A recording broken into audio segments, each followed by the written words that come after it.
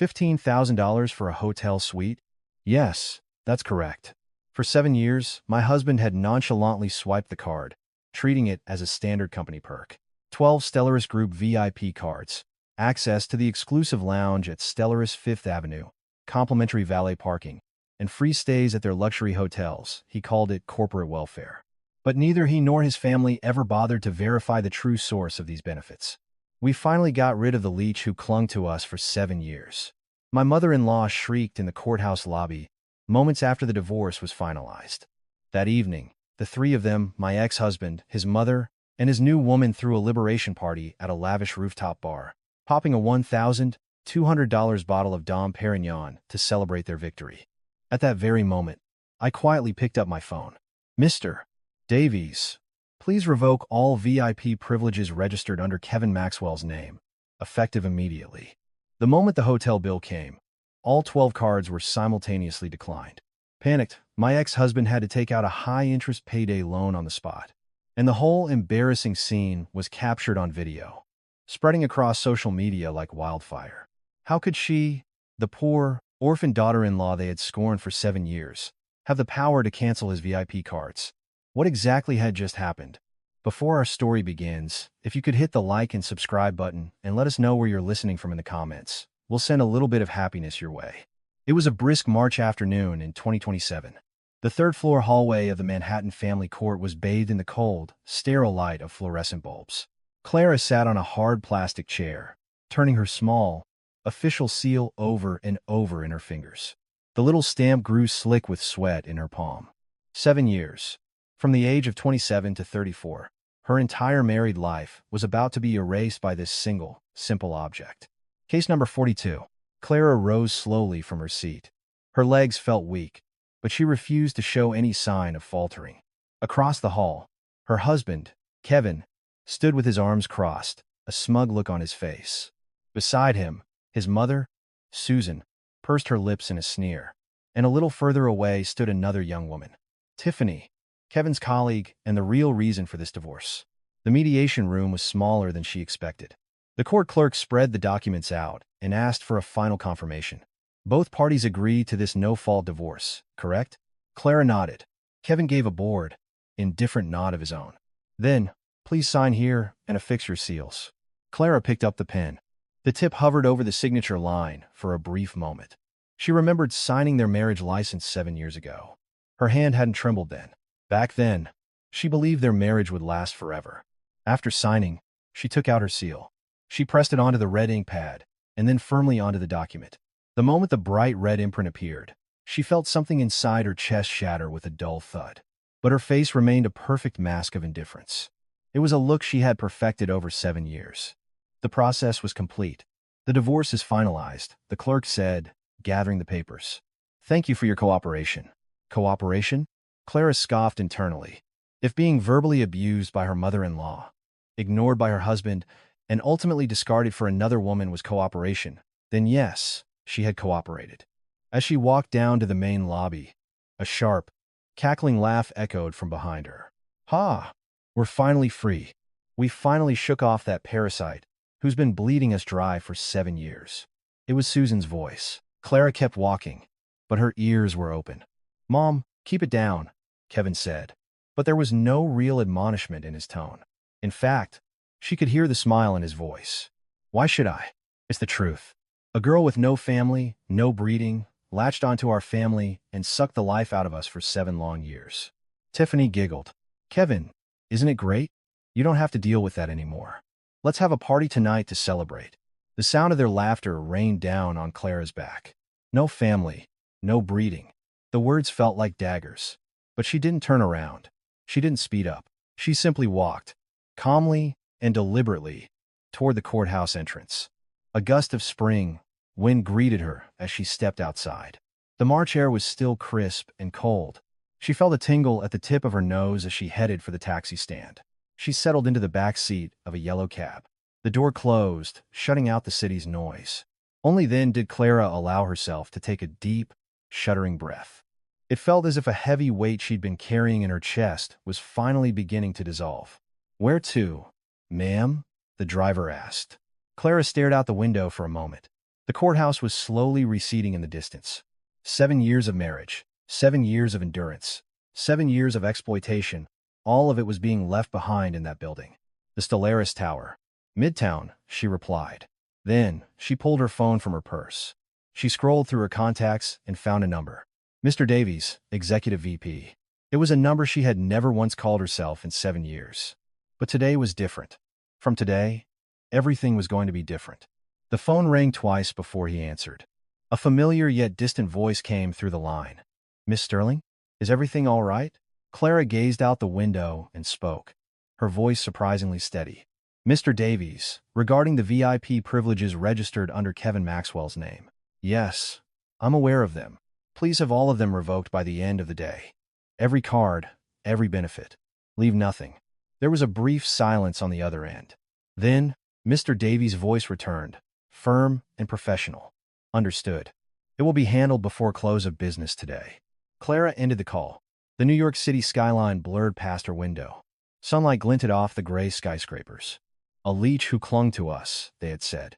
Sucked the life out of us, they had claimed. But they had no idea who the real parasites were. Tonight, they would find out. Tonight, they would learn that everything they had enjoyed for the last 7 years had never actually belonged to them. A faint, knowing smile touched Clara's lips. It was the first genuine smile she had worn in 7 years. That evening at 7 p.m., a small party was underway at the Zenith Lounge, the rooftop bar on the 52nd floor of the Stellaris Grand Hotel in the heart of Manhattan. Through the floor-to-ceiling windows, the city lights sparkled like a sea of jewels. Kevin, Tiffany, and his mother, Susan, were seated at a prime corner table. Susan sank deep into the plush velvet sofa, surveying the room. Men in expensive suits, women with designer handbags being here made her feel like one of them. Let's really live it up tonight, Kevin said, opening the menu. It's 30% off with a VIP card anyway. Tiffany clung to his arm, her eyes sparkling. Ooh, Kevin, I want champagne. Look, they have Dom Perignon. Get it? It's on me tonight, he declared. Susan beamed at her son with a look of pure pride. The orders began to flow. 2 bottles of $1,200 Dom Perignon. 3 orders of the $450 per person chef's tasting menu. An $800 bottle of vintage Bordeaux. On top of that, appetizers and desserts, an endless parade of extravagant dishes covered the table. Susan scooped a spoonful of caviar and marveled. My goodness, how much does this cost? You can really taste the difference when it's expensive. Tiffany raised her champagne flute. Kevin, let's live like this forever. Now that we've gotten rid of the baggage, we can finally be happy. This is just the beginning, he said with a grin. The sound of their laughter echoed through the lounge, loud enough to make guests at other tables turn and stare. But they didn't care. Tonight was their liberation party. 2 hours passed. The table was a mountain of empty plates. 3 wine bottles were empty, and the champagne was gone. Susan's face was flushed from the alcohol. All right, who's ready for round 2? Kevin said, raising his hand to call a waiter. Check, please. I'll be paying with a VIP card. A waiter in a black vest approached and presented the bill. Kevin nonchalantly pulled a card from his wallet. It was the gleaming gold Stellaris Group VIP card. The waiter took it and walked away. A minute passed. Then 2. Kevin glanced at his watch. It was taking longer than usual. After 3 minutes, the waiter returned, a flustered expression on his face. Sir, I'm very sorry, but the card was declined. What? That's impossible. Try it again. Kevin snapped, irritated. The waiter took the card again. The result was the same. The reason given is card suspended. Kevin's face hardened. He fumbled through his wallet and pulled out another card. The Stellaris Fifth Avenue VIP card. Declined. The Stellaris Resorts membership card. Declined again. He presented all 12 of his VIP cards, one by one, but not a single one went through. The waiter's demeanor began to change. The initial politeness vanished, replaced by a look of suspicion and caution. Sir, do you have another form of payment? Susan suddenly erupted. Hey, my son has been using that card for 7 years. There must be something wrong with your system. The lounge fell silent. Guests from every table turned to look. Someone discreetly pulled out their phone. The manager rushed over. A middle-aged man in a black suit with a gold name tag. Sir, we've confirmed with our corporate office. All VIP qualifications associated with your name were terminated as of today. What? Terminated? What are you talking about? Kevin's voice began to tremble. The manager replied calmly, "We are not privy to the specific reasons. However, you will need to settle the current bill of $15,000 before you can leave." $15,000. The number hit Kevin like a punch to the gut. He didn't even have $5,000 in his bank account. "Wait, just a minute. I don't have that right now. I'm sorry, sir, but if the bill is not paid, we will have no choice but to contact the police." Two large security guards materialized beside their table. Dressed in black suits with earpieces, they loomed over the trio like wardens watching over criminals. The murmuring from other tables grew louder. More phones were now pointed in their direction. Flashes went off. "Look at them, trying to dine and dash. Guess they were just pretending to be VIPs." The whispers drilled into their ears. Susan's face went white, her earlier bravado completely gone. With trembling hands, Kevin took out his phone and frantically opened a loan app. Credit score check. Loan limit inquiry. Annual interest rate. 19.9%. His fingers slipped on the screen. Cold sweat trickled down his back. 30 minutes later, Kevin managed to secure the loan and pay the bill. The three of them exited the lounge with their heads hung in shame. The stares of the other patrons burned into their backs until the elevator doors closed. That night, the video began to spread across social media. Mistress's divorce party disaster. Dine and dash scammers. Humiliated at rooftop bar. With sensational titles, the video's view count soared. At the same time, on the 15th floor of the Stellaris Tower in Midtown, Clara was looking at her computer screen. A real-time report from Mr. Davies was open. It included photos from the rooftop lounge, confirmation of the card suspensions, and even a record of the high-interest loan Kevin had just taken out. Clara scrolled through the report slowly and murmured to herself, "This is only the beginning." Outside her window, the New York City skyline stretched out before her. In the distance, she could see the twinkling lights of the hotel where the drama had just unfolded. Her eyes were devoid of emotion. This wasn't revenge. It was simply putting things back where they belonged. The morning after the divorce, Clara was in the IT department on the second sub-level of the Stellaris Group headquarters. Under the glow of fluorescent lights, dozens of monitors cast a blue haze over the room. Mr. Davies stood beside her, opening a thick binder. "Miss Sterling, I've compiled all the usage records from the past 7 years." Clara nodded and turned to the first page. It was filled with dense columns of numbers. She had known. Ever since she overheard a staff member at the department store lounge 5 years ago, she had known that all of this was a secret safety net her father had created for her. But seeing it all laid out in cold, hard numbers still made her heart ache. Stellaris 5th Avenue VIP lounge visits, 89. Complimentary valet parking vouchers. Used, 215. Premium Art Center class passes, 32. Affiliate hotel stays, 17. Misuse of employee discount at food hall, numerous. Mr. Davies tapped on a calculator. The total estimated value of misused benefits comes to $45,000. $45,000. Clara repeated the number silently. 7 years of enduring her mother-in-law's abuse and her husband's neglect. And all that time, they had been living lavishly on benefits that weren't even theirs. "Would you like to see the next file?" Mr. Davies asked gently. Clara nodded.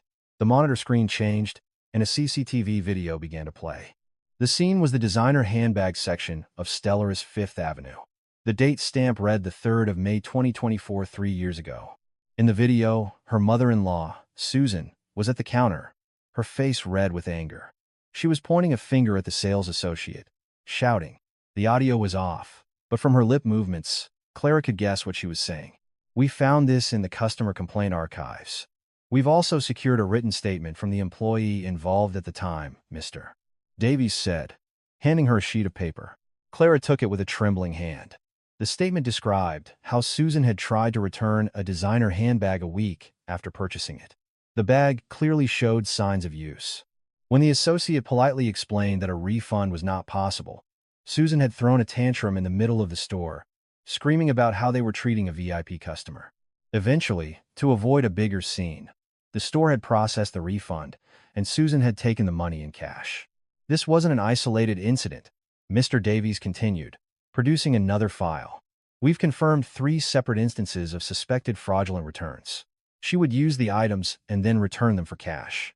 Clara's hand trembled slightly. She remembered what Susan had said to her on her wedding day. A poor orphan like you should be grateful just to marry into our family. She had bitten her tongue, believing Kevin would stand up for her. But he never had. Whenever Susan berated her, he pretended not to hear. He let her shoulder all the housework during the holidays, as if it were her duty.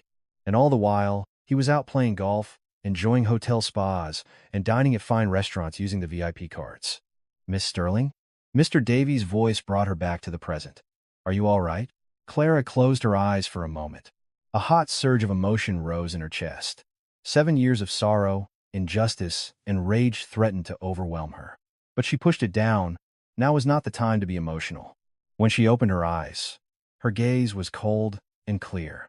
Mr. Davies, how many employee statements have we collected? 15 so far. We can gather more. Please compile all of them. And for the fraudulent returns, make sure the evidence is ironclad. Mr. Davies bowed his head. Understood. I will coordinate with the legal team. Clara stood up. Before leaving the IT department, she paused and said, Mr. Davies, don't make a move just yet. Ma'am, people need to experience the moment they bring about their own downfall. Only then do they feel true regret. Mr. Davies watched her leave. The 27-year-old girl who had walked out of her family home 7 years ago was gone. In her place stood a cool, resolute 3-4-year-old woman. The elevator doors opened. As Clara stepped inside and pressed the button, Mr. Davies noticed the slight tremor in her fingertips just before the doors closed. No matter how composed she appeared, the wounds of 7 years couldn't possibly heal overnight. Inside the elevator, Clara looked up at the ceiling. The fluorescent light stung her eyes. She felt tears welling up but forced them back. It wasn't time to cry yet. $45,000. The number echoed in her mind. But it wasn't about the money. It was the fact that they had called her a leech while they themselves were living luxuriously off the benefits her own father had provided. She would never forget their hypocrisy, their shamelessness. The elevator reached the 15th floor. As the doors opened to a spacious office area, Clara walked toward her desk, thinking, not yet. I'll wait until they dig their own graves. When that happens, it won't be too late to present all the evidence. Spring sunlight streamed through the window. But in Clara's heart, winter still lingered. It would take a little more time for that winter to end. 3 days had passed since the rooftop bar humiliation. In a cramped, rundown studio apartment in Queens, 3 people were gathered: Kevin, Susan, and Tiffany.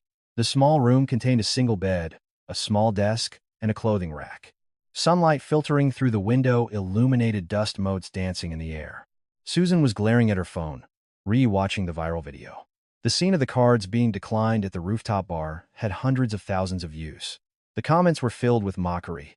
This is all her fault, Susan hissed, her wrinkled face contorted with rage. Clara, that bitch must have done something. Otherwise, why would the cards suddenly stop working after 7 years? Kevin didn't answer.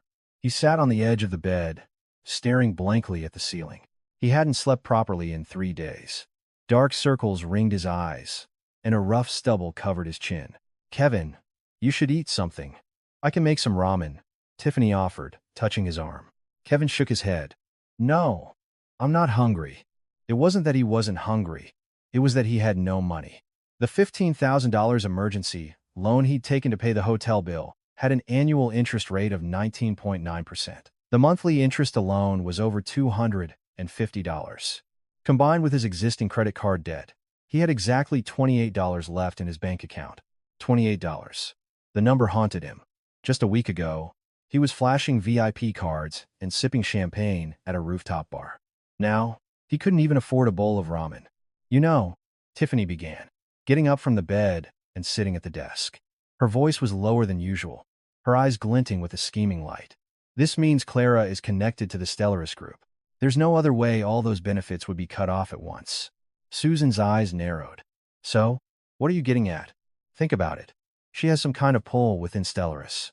Maybe we can use that. Kevin turned to look at Tiffany, a flicker of hope in his eyes. Use it? How? You approach her again, Tiffany said, a strange smile on her lips. Pretend you want to get back together.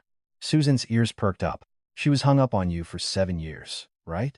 Her feelings won't just disappear overnight because of a divorce. If you act sweet and apologetic, she'll come around. And when she does, we re-establish the connection to Stellaris Group. get the VIP status restored. We use it for all it's worth, and then we dump her again. Susan slapped her knee. That's it. That's a brilliant idea. Kevin, she's right. If that bitch is connected to Stellaris, this is our chance. Kevin paused, thinking. He pictured Clara's face at the courthouse, her calm, cold eyes. Would she really fall for it? He wasn't sure. But the reality of his $28 bank balance made the decision for him. All right, he said weakly. I'll give it a try. Tiffany smirked, satisfied. In the days that followed, Kevin began to brag at work. During lunch with colleagues, he would casually drop hints. Yeah, actually, my ex-wife's side has a major connection at Stellaris. We had a little spat, but things will be back to normal soon. His colleagues looked at him with a mixture of doubt and pity. But Kevin, oblivious or perhaps in denial, continued his charade. So, if you guys need a hookup at a Stellaris resort next month, let me know. After the social media disaster, Kevin's reputation was in tatters. He was the office joke, bragging like this was social suicide, but he couldn't see it or refuse to. Susan did the same. At the local senior center, she'd boast. Oh, that hotel incident was just a system glitch. Our VIP status will be restored any day now. My son has connections at Stellaris, you know. But the looks she received were cold. The viral video had made the rounds among the neighborhood ladies too. No one believed her bluster. A week passed, but nothing changed. Kevin tried contacting Clara several times, but she never answered his calls or replied to his texts. The reconciliation plan was dead before it even started. One evening, they gathered again at Tiffany's apartment. The mood was even heavier than before. It's no use. Clara won't respond, Kevin said, his voice defeated. Susan fumed. The nerve of her. She gets a divorce and suddenly thinks she's too good for us. Tiffany was quiet for a moment, her sharp eyes staring out the window. Then, she turned to Kevin and Susan. There is another way. Another way? Stellaris Fifth Avenue gift cards. Kevin and Susan both stared at her. Tiffany pulled out her phone and showed them the screen. It was an online marketplace. Like eBay. See? $100. Stellaris gift cards are selling for $70 to $80. There's huge demand. So, what if we made our own? Silence. Susan was the first to speak. Made them? You mean counterfeit them? Exactly. We counterfeit Stellaris gift cards and sell them. Even selling a $100 card for $70, we'd make a huge profit. Or, Susan, you could sell them in your neighborhood as lifetime VIP discount cards for, say, $200 or $250 a pop. Tiffany's voice was calm, as if she had been planning this for a long time. Kevin's face paled. That's a crime. It's only a crime if you get caught. I know a guy, a broker. He can handle everything from printing to distribution. Susan's eyes lit up. She remembered how she'd gotten away with the fraudulent returns at the department store. She hadn't been caught then. Maybe this would be fine too. How much could we make? She asked. Tiffany tapped on her calculator. If we just make and sell 200 cards, we're looking at a minimum of $20,000 profit. Maybe even $30,000. $20,000. $30,000. The numbers spun in Kevin's head. He had $28 to his name. The loan interest was due in a month, and he was behind on rent. If this continued, he'd be out on the street. How much do we have to pay the broker? Kevin asked in a low voice, his resolve weakening. A $5,000 down payment. The rest, about $15,000, we pay after we sell the cards. $5,000? Where are we going to get that kind of money? Susan frowned. Tiffany shrugged. I have some savings. Think of it as an investment. We put in $5,000 to make $30,000. It's a no-brainer. Susan's expression changed. Hearing that Tiffany would front the money suddenly made her very supportive. Yes, that sounds like a good plan. Kevin, let's do what she says. Kevin was still hesitant. He rubbed his forehead, lost in thought. He knew it was a crime. He knew if they were caught, it was all over. But his present situation was dire. He couldn't survive another week on $28. He opened his banking app. The balance displayed was $28.45. He stared at the number for a long time. Okay, he finally said, his voice filled with resignation. Let's do it. Tiffany smiled, a look of triumph on her face. Susan grinned. You made the right choice, Kevin. One big score and all our problems are solved, Tiffany said, dialing a number on her phone. Hey, it's me. We're going ahead with the plan. I'll wire the down payment tomorrow. We'll need 200 units. After hanging up, she looked at Kevin and Susan. We start moving tomorrow. The cards will be ready in 2 weeks, and we can have everything sold within a month. The three of them looked at each other, a criminal conspiracy forged in desperation. But none of them felt the weight of their decision. They were blinded by the promise of easy money. At that same moment, on the 15th floor of the Stellaris headquarters, Clara was reading a report at her desk. It was the weekly summary from the customer service center. One entry caught her eye. Suspicious inquiry calls. Caller ID blocked. Inquired about verifying the authenticity of Stellaris 5th Avenue gift cards. Same caller. 3 separate instances. Clara stared at the entry. Her intuition told her something was wrong. But she didn't rush. She looked out the window. The sun was setting, painting the New York sky in hues of red and orange. Let them self-destruct, she murmured to herself. She closed the report and leaned back in her chair. The time wasn't right. She would wait until they had dug their own graves and fallen in. Night was falling. As the lights of New York began to flicker off, one by one, some were plotting a crime, while another was watching, waiting. The gears of fate were slowly, inexorably turning. 2 weeks passed. On the desk in Tiffany's studio apartment sat a plain brown cardboard box. Inside were 200 pristine Stellaris 5th Avenue gift cards, neatly stacked. They were $100 denominations, with the gold trim and the Stellaris logo perfectly rendered. They were so well made they were nearly indistinguishable from the real thing. Tiffany held one up to the light. The holographic sticker, the serial number, the barcode, everything was perfect. The broker was as good as his word. This will work, she said, with a satisfied smile. Kevin, watching from the side, asked nervously, "Are you sure we won't get caught?" "Relax, Kevin. The quality is so good. No regular store clerk will be able to tell the difference. We just need to sell them quickly and disappear." Susan grabbed a handful of the cards, her eyes gleaming with greed. "This is all money. Pure money. 200 $100 cards. That's $20,000 worth." "Oh, we'll make much more than that." "Susan," Tiffany said, explaining her plan. "Online. We'll sell the $100 cards for $70. If we sell 120 of them, that's $8,400. You'll sell the other 80 inches your neighborhood, but you'll call them VIP lifetime discount cards and sell them for $250 each. That's another $20,000. Susan's eyes widened. $250? For a $100 card? Yes. Just tell them it's an exclusive VIP card that ordinary people can't get. With your connections, you'll sell them in no time. Susan grinned. She thought of all the women at the senior center who envied her. If she offered them an exclusive VIP card, they would jump at the chance. All right, I'll do it. The sales began. Tiffany created accounts on 3 different online marketplaces, using different names and contact numbers. The listings were simple. Stellaris 5th Avenue, $100. Gift card, quick sale. Within an hour of posting, inquiries flooded in. The transactions were usually made near subway stations. Tiffany, wearing a hat and a mask, would exchange the cards for cash. They sold quickly 10, 20 cards a day. Within 2 days, she'd sold 50. Within 5, all 120 were gone. Tiffany now held $8,400 in cash. Susan was busy, too. She made her rounds at the senior center and met with her neighborhood acquaintances.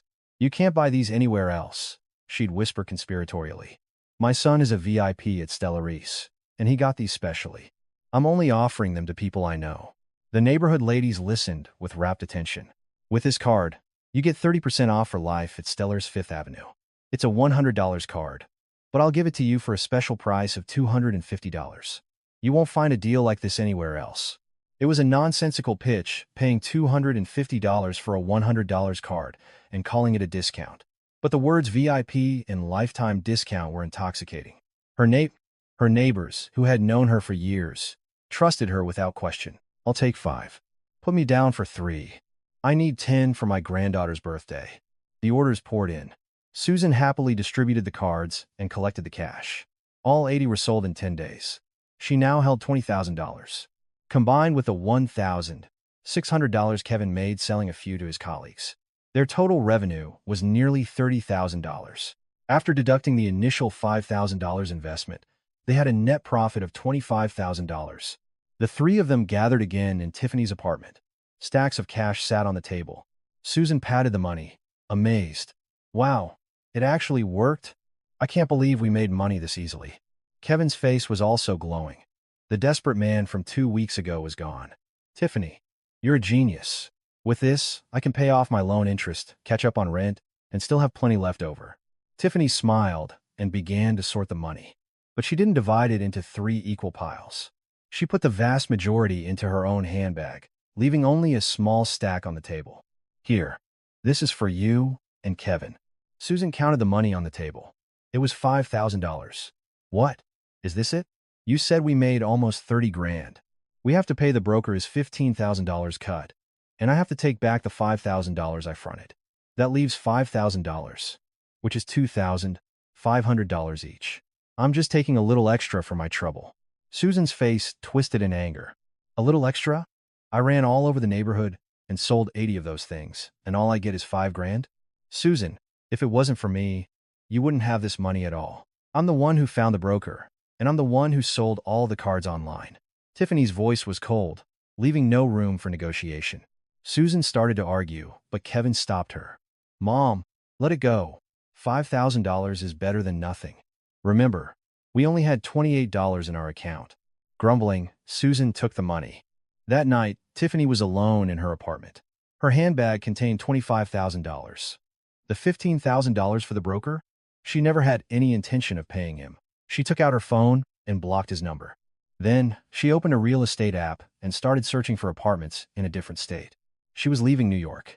She would take the money, disappear without a trace, and start over somewhere new. As for Kevin and Susan, she was done with them. From the very beginning, they were just tools to be used. A week later, strange things began to happen at Stellaris Fifth Avenue stores across the country. At the flagship store in Manhattan, a customer at the first-floor cosmetics counter handed over a $100 gift card.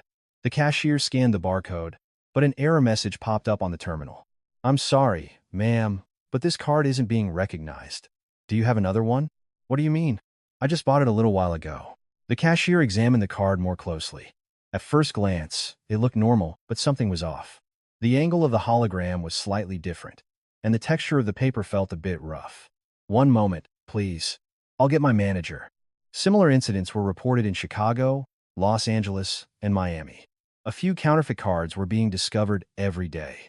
Reports from scammed victims started pouring in. I paid $250 for this, and you're telling me it's fake? I've been scammed. I bought this online for $70. I want a refund.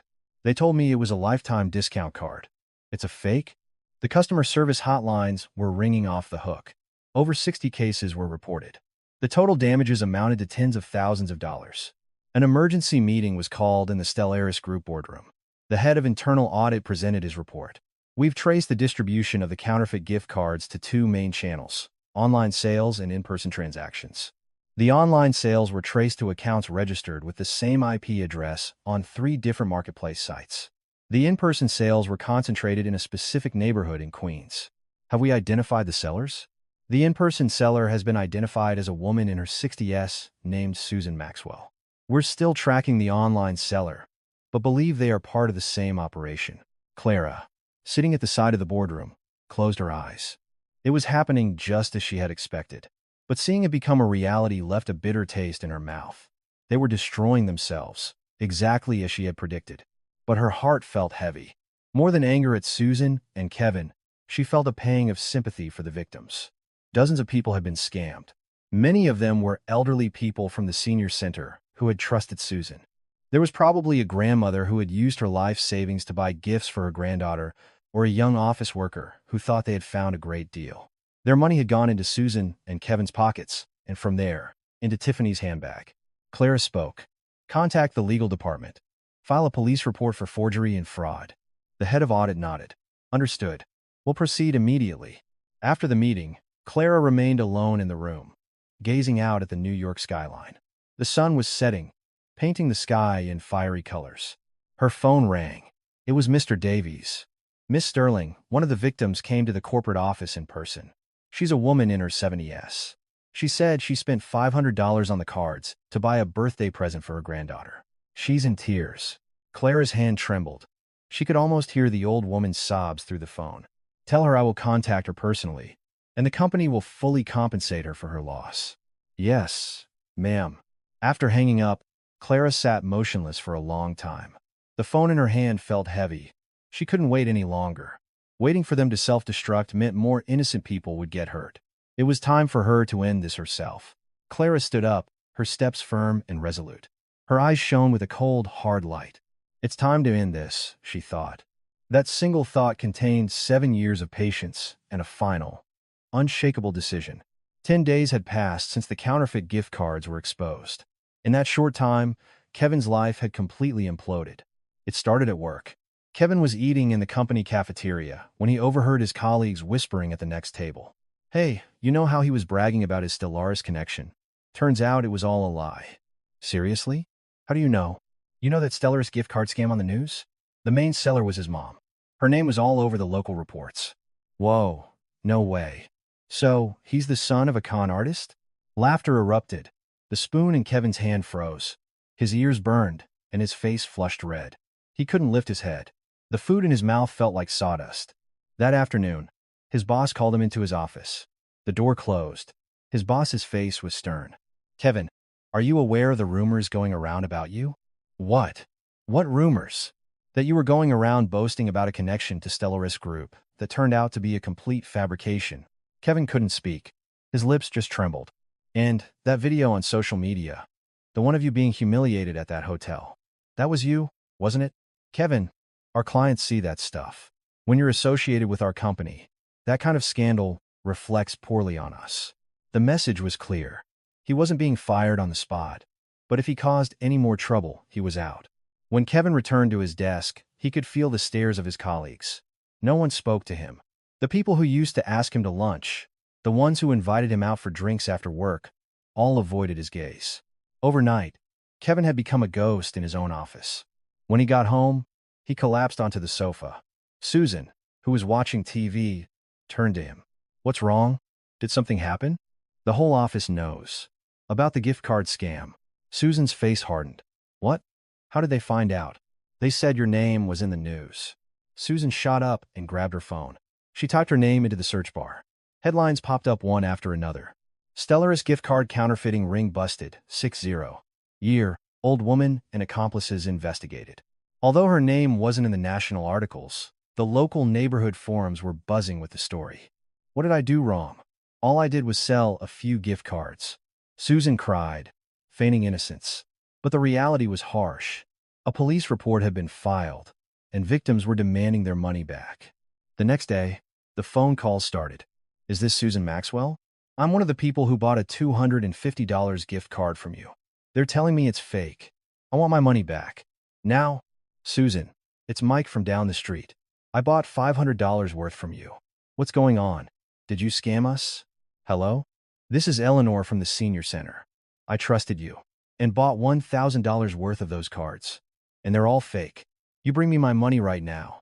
Every time the phone rang, Susan's heart pounded. At first, she tried to make excuses. I was scammed too. I'm a victim, just like you. But no one believed her. It only made them angrier. Don't give me that. You're the one who told us it was a VIP lifetime discount card. That's fraud. The calls were relentless. 20, 30 calls a day. Eventually, Susan just turned off her phone. But that wasn't the end. A week later, 2 strangers showed up at their apartment. A middle-aged man and a young woman, both in suits. They handed him a business card. They were lawyers. Kevin Maxwell? We represent 52 victims of the counterfeit gift card scheme. Kevin's face went pale. 52? Yes. Our clients are preparing a civil lawsuit. The total claim is for $62,000. Criminal charges are also being pursued separately. $62,000. The number crushed him. He had just $5,000 left in his account, and that was from the scam itself. There was no way he could pay that. We weren't the masterminds. We were tricked too. The real person behind it is a woman named Tiffany. You can make that argument in court. For now, you share joint liability. After the lawyers left, Kevin stood in the doorway for a long time, his legs about to give out. Tiffany. I have to call Tiffany. He pulled out his phone and dialed her number. It rang. Once, twice, 3 times. No answer. He sent a text. It wasn't delivered. He tried sending a message on his social app. It showed as unread. The next day, He tried calling again. This time, he got a message. The number you have dialed is no longer in service. That bitch. Kevin's hands started to shake. Tiffany had taken the money and run. She had vanished with the $25,000, stiffing the broker out of his $15,000 as well. Mom? Tiffany changed her number. I can't reach her. Susan's face contorted in rage. What? That little witch ran off with our money? Looks like it. Oh, my life. Scammed by a scammer while trying to run a scam. Susan collapsed onto the floor, wailing. But crying was useless. The situation was irreversible. To make matters worse, the collection calls for the loan started. The $15,000 he borrowed to pay the hotel bill.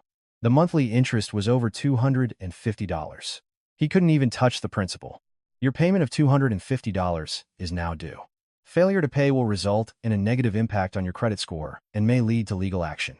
The automated calls came every day, but he had no money to pay.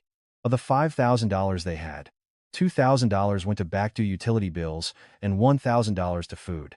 With the remaining $2,000, he couldn't even cover the interest. The landlord called. Susan said, her voice weary. We're 3 months behind on rent. If we don't pay by the end of the week, we're out. Kevin couldn't answer. 3 months' rent was $4,500. The loan interest was $250. His past-due credit card bill was $800. He needed over $5,500 immediately. He didn't even have $2,000 left. In the end, Kevin and Susan were evicted. They didn't have money for movers, so they had to carry their belongings themselves. They stuffed clothes into plastic bins and shoved blankets into black trash bags. The people who had been flashing VIP cards just a month ago were gone. Their new home was a basement studio in the Bronx. A $2,000 security deposit and $850 a month rent. It was the cheapest place they could find. When they opened the door, a musty smell hit them. The smell of mold. The wallpaper was peeling in several places, and black mold stained the corners of the ceiling. The windows were half buried in the ground, letting in almost no sunlight. How are we supposed to live here? Susan sighed. But they had no other choice. They tried to turn on the heat, but it was broken. The landlord told them repairs were the tenant's responsibility. They didn't have money for repairs. The March nights were still cold, and they had to huddle together under thin blankets to stay warm. They survived on convenience store food. A $2.50 slice of pizza was a full meal. A week ago, they were drinking $1,200 champagne at a rooftop bar. Now, they had to ration even a slice of pizza. This is all her fault, Susan muttered, her teeth grinding. If it wasn't for Clara, we wouldn't be in this mess. This all started when she cut off the VIP cards. Kevin didn't respond. The only view from the basement window was the ankles of people passing by on the sidewalk. He wanted to look up at the sky, but he couldn't see it from this room. Deep down, Kevin knew it wasn't Clara's fault. The VIP benefits were never theirs to begin with. For 7 years, they had used someone else's property as their own, and now things were just back to the way they should be. But he didn't want to admit it. Admitting it would make his last 7 years feel too pathetic. At that same time, at the Stellaris headquarters, Clara was receiving a report from Mr. Davies. Kevin Maxwell and Susan Maxwell have moved to a basement apartment in the Bronx. I see. The civil suit from the 52 victims will begin soon, and the police are investigating the criminal charges. Clara nodded, looking out the window. The sun was setting. It's not time yet, she said. Ma'am, for them to feel true remorse, they need to hit rock bottom. Right now, they're still blaming others. They're blaming me. They're blaming Tiffany. Mr. Davies listened quietly. It's only when a person has no one left to blame that they are forced to confront themselves. I will wait until then. Clara's voice was calm. But inside, a storm of complex emotions was raging. They were the ones who had called her a parasite for 7 years. The ones who had mocked her for being an orphan, for latching onto them. And now, they were in a basement, eating pizza slices for dinner. She should feel triumphant. She should feel satisfied. But strangely, she didn't. She just felt empty, she thought. So, this is how 7 years of my life, 7 years of endurance, ends. Clara stared out the window as night fell over New York. Somewhere out there, Kevin and Susan were shivering in the cold. And somewhere else, Tiffany was on the run with $25,000. Any news on the broker? Clara asked. He's looking for Tiffany. She ran off with the $15,000 he was owed. Then he'll come looking for them soon. If he can't find Tiffany, he'll go after Kevin. Mr. Davies nodded. Clara was right. This was the calm before the storm. The real fall was just beginning. It was the 10th day in the basement apartment. At 1 a.m., Kevin was asleep under a thin blanket. The broken heater left the room frigid, his breath turning to mist in the air. Susan was curled up beside him. Thump, thump. A loud knocking at the door echoed through the room. Kevin's eyes shot open. At first, he thought it was a dream. Thump, thump, thump. The knocking grew more violent, shaking the door in its frame. Kevin sat bolt upright, his heart pounding. Who? Who is it? Instead of an answer, the sound got louder. Open the door. If you don't, we'll break it down. It was a man's voice, and he wasn't alone. He could hear the shuffling of multiple feet outside. Susan woke up. Kevin, what is it? Who's here? I don't know. Be quiet. With trembling hands, Kevin reached for his phone. Should I call the police? Or just ignore them? His mind went blank. Crash. The sound of a heavy boot kicking the door. The old doorframe groaned in protest. Once. Twice. 3 times. On the 4th kick, the flimsy lock gave way, and the door flew open. 3 men stormed into the room. They were large, imposing figures in black puffer jackets. Even in the dim light, their faces looked menacing. The man in front shone a phone flashlight in Kevin's face. You, Kevin Maxwell? Kevin couldn't speak. It felt like his throat had closed up. He just nodded. Good. We found the right guy. The man scanned the tiny basement room, the moldy walls, the thin blanket on the floor. He snorted. So this is how Tiffany's boyfriend lives. She's a liar. Tiffany. At the mention of her name, Kevin's eyes widened. Tiffany? What about her? What about her? That bitch ran off with $15,000 of our money. If we can't get it from her, you're going to pay up. Kevin's head spun. He knew Tiffany had stiffed the broker, but he couldn't understand why they were coming after him. I have nothing to do with Tiffany. I was scammed too. Nothing to do with her? Do you know what Tiffany told us when she set up the deal? The man pulled out his phone and played an audio recording. Tiffany's voice filled the small room. We can make the exchange at my boyfriend's place. Should I give you the address? It's in Queens. She had given them Kevin's address. From the very beginning, she had planned to pin everything on him if something went wrong. You heard that? She used your address as the meeting spot. That makes you an accomplice. Now, pay up. I don't have that kind of money. I swear. Then make it. Or, you can pay with your body. One of the larger men grabbed Kevin by the collar and lifted him off the ground.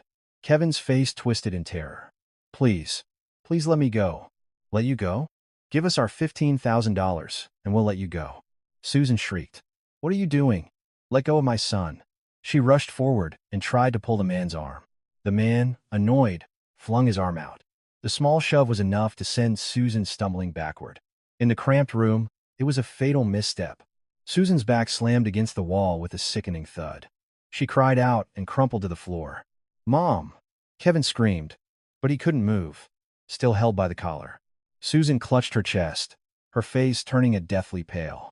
She was gasping for air, her breath coming in ragged wheezes. My chest. Can't breathe. Mom! Mom! Kevin struggled frantically. The man let him go. Kevin scrambled over to Susan. Her face had lost all color, her lips turning blue. Hey, what's going on? Is she faking? One of the brokers asked, his voice laced with panic. The leader frowned. Come on, she's probably just putting on a show. I don't think so. Look at her face. Something's really wrong. Susan collapsed onto the floor. Her eyes were half closed, her hand feebly reaching out. The hand clutching her chest was white-knuckled, veins bulging.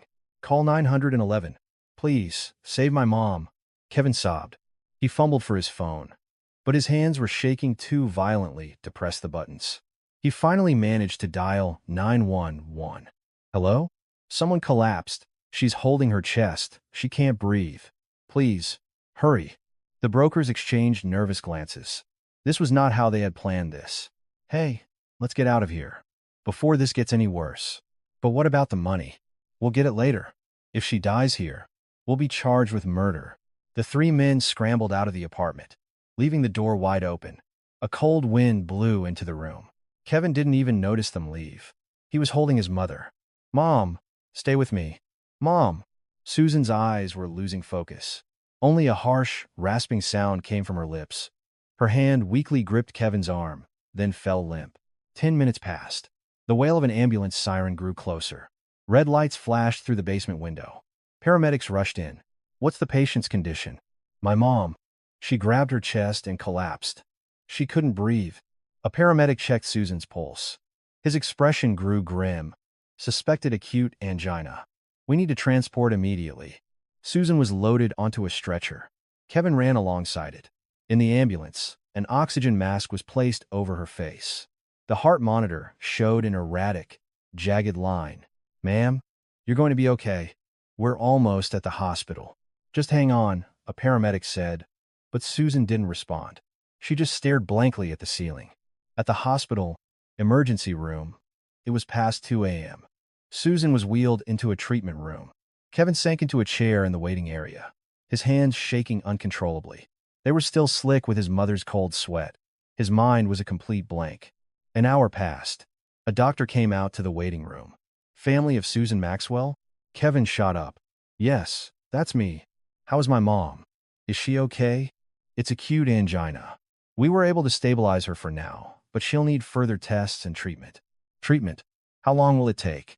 "She'll need to be admitted for at least 2 weeks, and she may require a stent procedure." Kevin's face fell. "Admitted? Procedure?" The words swam in his head. The cost? How much will it be?" The doctor paused. "Between the hospital stay, the tests, and the procedure, you should expect it to be at least $8,000. It could be more, depending on her condition." $8,000. The number felt like a physical weight pressing down on his chest. He reached into his pocket and pulled out his phone, opening his banking app. He had $18.45 to his name. He didn't have $80, let alone $8,000. I don't have the money right now. We've administered emergency treatment for now. You can handle the admission paperwork in the morning. The guardian can make a decision then." The doctor left. Kevin collapsed back into the chair. He buried his face in his hands, his shoulders shaking. Tears started to fall.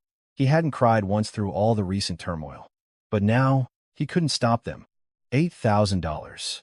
Where am I going to get $8,000? Who could he borrow from? The only people he knew were his former colleagues, and they were already treating him like a ghost.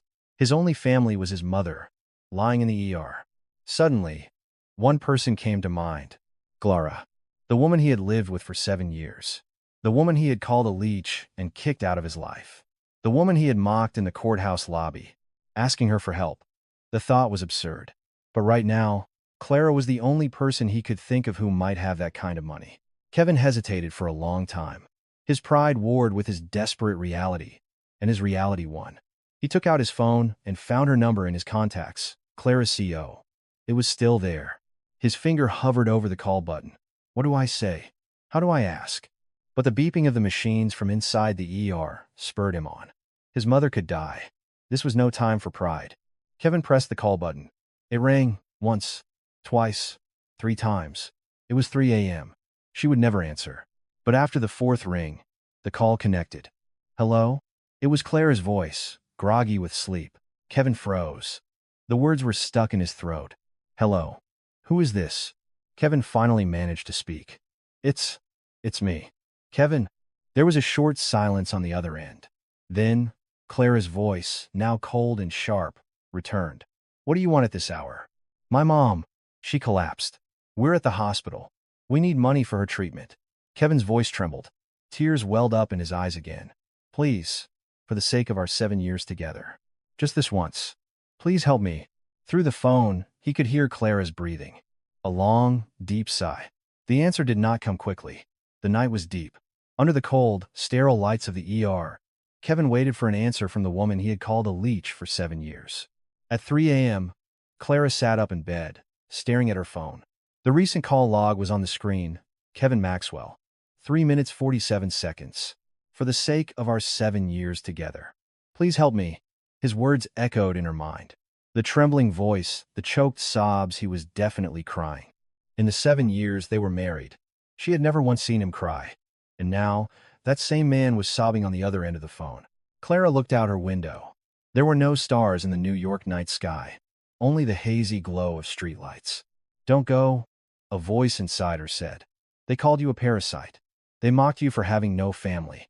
They exploited you for 7 years and then laughed in your face as they threw you out. Why should you help them? But another voice whispered, a person's life is at stake. Your mother-in-law is in the emergency room. No matter how terrible they were, you can't just let someone die. Clara hesitated for a long time. The clock on her nightstand read 3:20 a.m. Sleep was now impossible. Just one last time, she thought. Let's trust him one last time. If the situation is truly desperate, if he's truly at his wit's end, maybe people can change. Maybe those 7 years weren't a complete waste. Clara got out of bed. She changed her clothes, grabbed her purse and keys, and left her apartment. The early morning air was cold, the March wind biting at her cheeks. She got in her car and started the engine, entering the hospital's address into the GPS, the one Kevin had given her over the phone.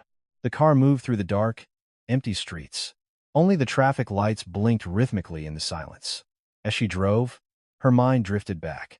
She remembered meeting Kevin for the first time, 7 years ago, at a coffee shop near her office.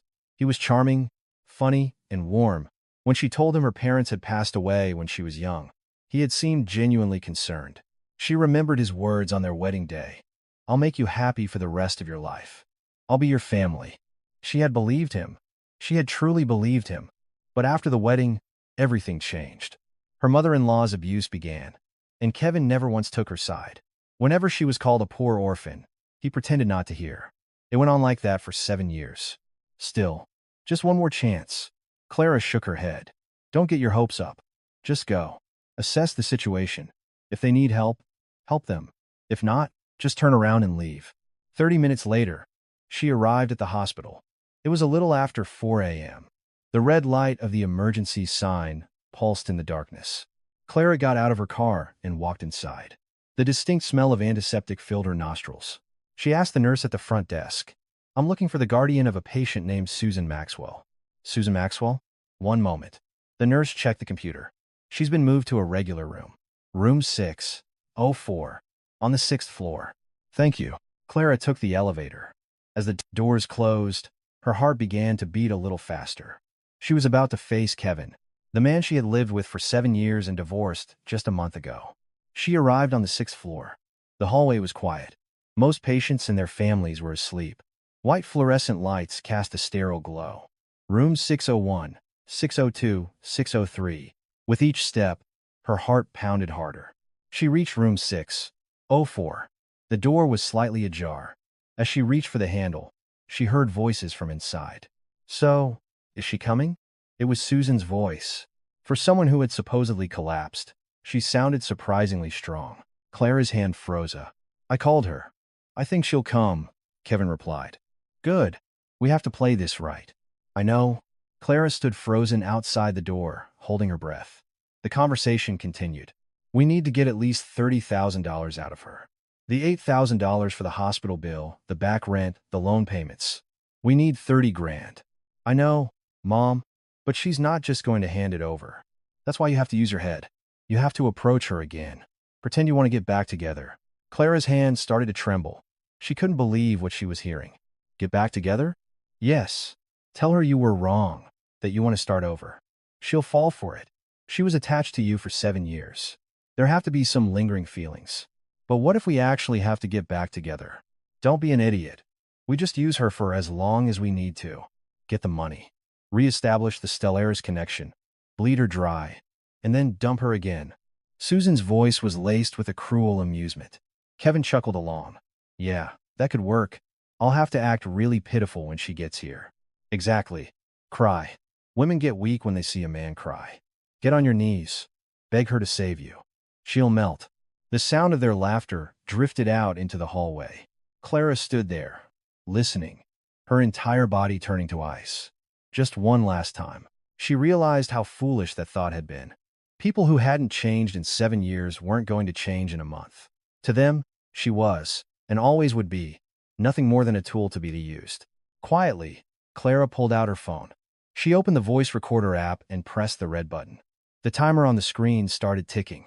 01, 02, 03. The conversation inside continued. Are you sure she's really connected to Stellaris Group? For real? Positive.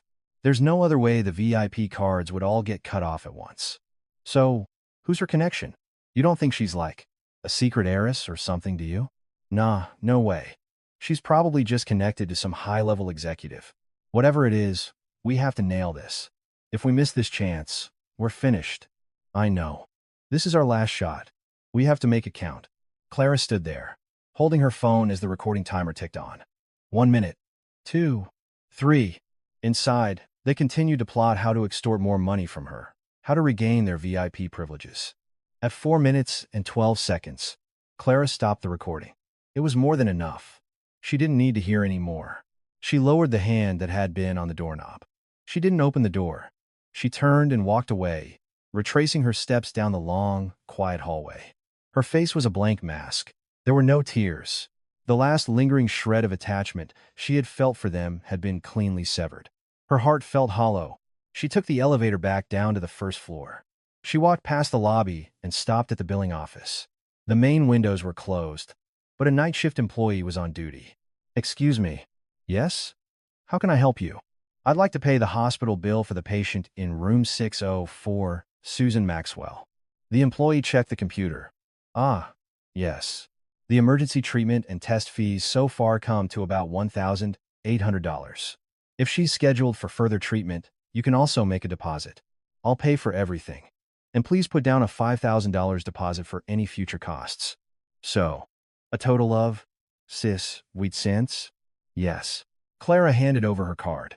The employee looked surprised, but processed the payment. Payment complete. Would you like a receipt? No, that's fine. And, please, do not inform the patient's guardian of the payer's information. I'd like to remain anonymous. Ma'am, just tell them an anonymous donor covered the costs. Is that possible? The employee, though confused, nodded. Yes, we can do that. Thank you. Clara left the billing office and walked out of the hospital. The early morning air felt sharp and cold. The sky was still dark, but a faint light was beginning to appear on the eastern horizon. She got in her car but didn't start it right away. She sat there, hands on the steering wheel, staring ahead. Why did I pay? She asked herself. They had tried to manipulate her. They hadn't changed at all. Why pay their medical bills? The answer was simple. Because that's who she was. No matter how awful they were, she couldn't stand the thought of someone not receiving medical care because they couldn't afford it. That wasn't justice. It was just cruelty. But this was the last time. There would be no more mercy. She had paid for the treatment, but that was the end. The 4-minute, 12-second recording. It contained their true intentions, laid bare. Pretend to reconcile, use her, and dump her again. After hearing that, there was no reason to hesitate any longer. Clara picked up her phone and sent a text to Mr. Davies. Mr. Davies, let's meet tomorrow morning. Please bring the files from the legal team. It's time to end this. She hit send and put the phone down. The car slowly pulled out of the parking lot. The eastern sky was growing brighter. The long night was finally ending. There was no expression on Clara's face. No tears, no anger, no sadness. Only a hard, unyielding resolve. The 7 years of patience were over. There was no more reason to wait. It was time to finish it. That afternoon, the door to room 604 swung open. Susan was lying in bed, and Kevin was dozing in a chair beside her. The sound of the door made them both look up. A well-dressed, middle-aged man stood in the doorway, carrying a black briefcase. His expression was unreadable. Kevin Maxwell? Susan Maxwell? Kevin stood up. Who are you? I am Mr. Davies, Executive Vice President of Stellaris Group. Stellaris Group. The name made both Kevin's and Susan's eyes go wide. Mr. Davies walked into the room without waiting for an invitation. He placed a thick black binder on the table next to the bed. What is this? Kevin asked, his voice trembling. Mr. Davies opened the binder. This is a record of your unauthorized use of Stellaris Group VIP benefits over the past 7 years. 89 visits to the department store lounge. 215 uses of valet parking vouchers. 32 art center class passes. 17 hotel stays. For a total estimated value of $45,000. With each number he read, Kevin's face grew paler. Susan sat up in bed, glaring at the binder. And this, Mr. Davies said, turning the page, is a collection of stills from CCTV footage. The page was filled with photos. Susan yelling at the designer handbag counter. Susan making a scene at the returns desk. Susan pointing a finger at an employee in the VIP lounge. We have also documented 3 instances of fraudulent returns and have secured 15 written statements from employees. Susan's face contorted. What is all this? Why are you showing us this? Mr. Davies ignored her and pulled a small USB drive from his briefcase, placing it on the table. And this is an audio file, recorded last night. It is 4 minutes and 12 seconds long. Kevin stopped breathing. A recording? Last night? His mind raced.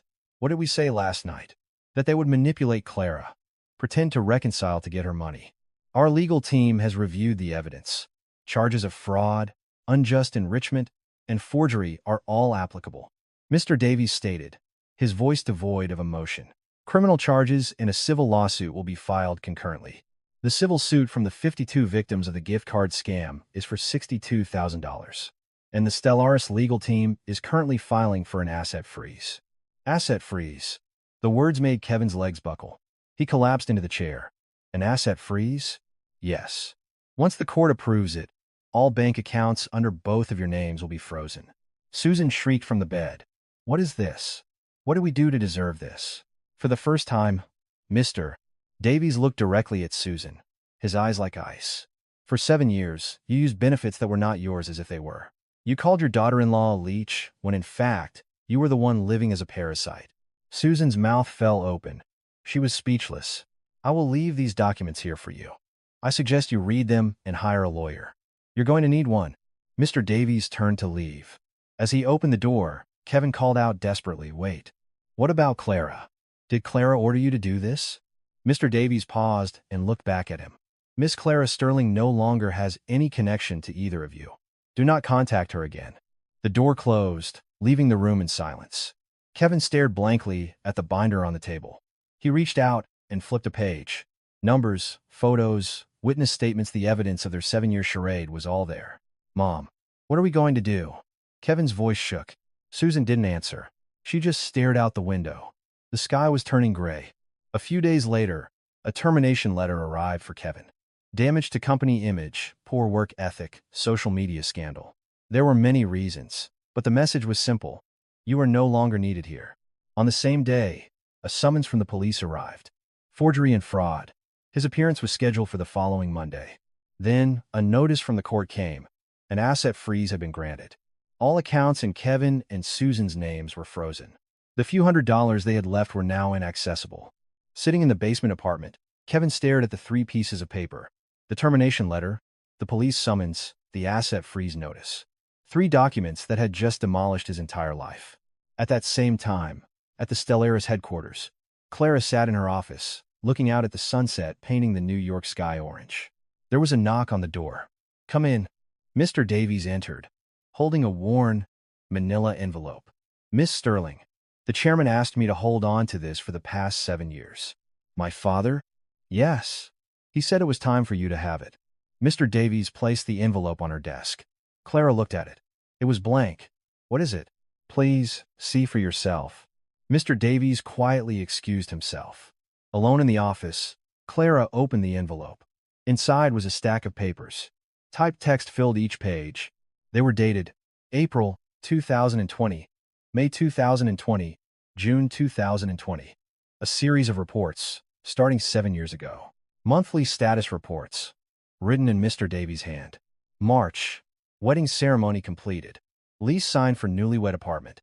Health appears good. May, adjusting to work life. Appears to be having conflict with mother-in-law. Looked sad on her way home from work. Clara's hand began to tremble. She turned the page. August. Seems to have been harshly berated by mother-in-law. Was seen crying on her way home.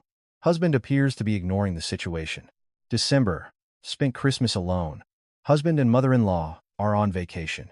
Was seen buying a pre-packaged meal from a convenience store. Tears welled in her eyes. For 7 years, someone had been watching over her. At the bottom of each report was a handwritten note. Her father's handwriting. Is she taking her medicine? This was my mistake. I'm sorry, Clara. With every page she turned, she found another note from her father. Sometimes 1 line, sometimes 2. Notes written every month for 7 years, filled with worry, regret, and longing. She paused at the report from March 2024. It appears Miss Sterling has discovered the truth about the VIP benefits at the department store lounge. Spoke with an employee, and her expression became very stern. However, she took no action and returned home. Beneath it was her father's note. She still won't come back. She must resent me so much. And she has every right to. A tear fell from Clara's eye, splashing onto the page. 5 years ago, she had learned the truth, but she had never contacted her father. It wasn't because she resented him. It was because she was afraid that if she contacted him, she would fall apart. The pride she had built for a decade, the stubborn insistence that she could make it on her own, she was afraid it would all come crumbling down. At the very bottom of the envelope was a photograph, an old one. It was a picture of a young woman's back, a young woman walking away, pulling a suitcase. It was her, 10 years ago. She flipped the photo over. Her father's handwriting was on the back. The 15th of March 2017. The day my daughter left. I'm so sorry. Clara held the photograph, staring at it for a long time, her hands shaking. She felt something inside her break. A door she had kept sealed shut for a decade was finally creaking open. "Mr. Davies," she called out. The door opened, and he reappeared. "My father. Where is he now?" Mr. Davies paused for a moment. "A few evenings a week, he goes to a bench in Central Park, one that has a view of the skyline. He says it was your favorite spot when you were a child." Clara stood up. She didn't grab her purse. She just took the photograph and walked out of her office. She went to Central Park. The sun was setting, the sky a brilliant shade of red. In the distance, the city skyline began to light up. She saw the bench. An old man was sitting there. A stooped back, white hair, wrinkled hands. It was her father, Robert Sterling. He looked so much older than he had 10 years ago. Clara walked toward him slowly, her heart pounding, her legs trembling. It had been 10 years. She stood beside the bench. Her father looked up. Their eyes met. A long, heavy silence passed between them. The lights of New York twinkled on, one by one. Clara sat down next to him. They sat in silence, looking out at the city. "Have you eaten?" her father asked first. His voice was low and gravelly. It was the first time she had heard it in a decade. "Yes," Clara replied, her own voice shaking. "He was hard on you, wasn't he?" Clara couldn't answer. She just lowered her head as fresh tears began to fall. "I never remarried after that," her father said. "I realized no one could replace your mother." Clara looked up at him. His eyes were glistening with unshed tears. "I'm sorry. For 10 years, I've been sorry every single day." His voice cracked. The voice of a man who had always been so strong was now trembling. "I'm sorry too, Dad, for never calling." Clara took his hand. It was rough and wrinkled, so much older than she remembered. But it was warm. They sat together, wordlessly watching the city lights. The glow from the skyscrapers illuminated their faces. The pain and resentment of the last 10 years were slowly melting away. Night fell, but they didn't leave. The father and daughter, reunited after a decade, just sat there side by side, saying nothing, yet communicating everything. A week later, the main conference hall at the Stellaris Group headquarters was packed with dozens of reporters. Camera flashes went off like a constant storm. On the stage was a podium with a microphone, and behind it, a large banner with the Stellaris Group logo. The doors opened. Chairman Robert Sterling entered first. Though 68, he still carried an air of authority in his tailored suit. Walking beside him was a young woman. It was Clara. She wore a sophisticated navy blue suit, her hair tied back neatly, her makeup subtle and professional. The timid, abused daughter-in-law of 7 years was gone. In her place stood a confident, poised woman. The cameras all swiveled to face them, the flashes intensifying. Robert Sterling stepped up to the podium. "I have an important announcement to make today," he began. The room fell silent. "The woman standing beside me is my daughter, Clara Sterling. 10 years ago, due to a difference in opinion, she left our family, and we lost contact." A murmur spread through the room. "But now, she has returned. After 10 years of learning about the world on her own, my daughter has come back. As of today, Clara Sterling is appointed the new Executive Director of Strategic Planning for the Stellaris Retail Group. Together, we will build the future of Stellaris." Applause erupted. The camera flashes became a blinding strobe. Reporters raised their hands, shouting questions. "Mr. Chairman, can you tell us what your daughter was doing for the past 10 years? You mentioned a difference of opinion." Could you elaborate on that conflict? Miss Sterling, how does it feel to return to the company after a decade? Robert Sterling held up a hand. We will discuss the details at a later time. For now, please join us for the grand opening of our new Stellaris Fifth Avenue flagship store. The chairman and Clara exited the room, followed by a throng of reporters. Walking down the hall, Clara glanced at her father. He was smiling faintly. It was the first time she had seen him smile in 10 years. At 3 p.m., outside the new Stellaris Fifth Avenue flagship store, a red carpet stretched from the curb to the entrance, flanked by congratulatory floral arrangements and celebratory banners. Hundreds of guests and reporters had gathered. Grand classical music played over the speakers. On a stage, Robert Sterling and Clara stood side by side. A large red ribbon was stretched across the entrance, a pair of golden scissors placed before them. The MC spoke into the microphone. We will now begin the opening ceremony for the Stellaris Fifth Avenue flagship store. Please welcome Chairman Robert Sterling and Director Clara Sterling for their remarks. Robert Sterling took the microphone. Thank you all for being here today. Stellaris Group will continue to be a company that earns the trust of its customers. It was a brief greeting, but it was met with a wave of applause.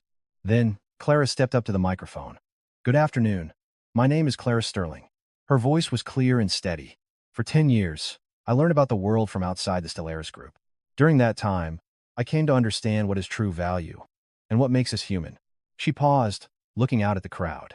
Stellaris Group will earn our customers' trust through honest and transparent management.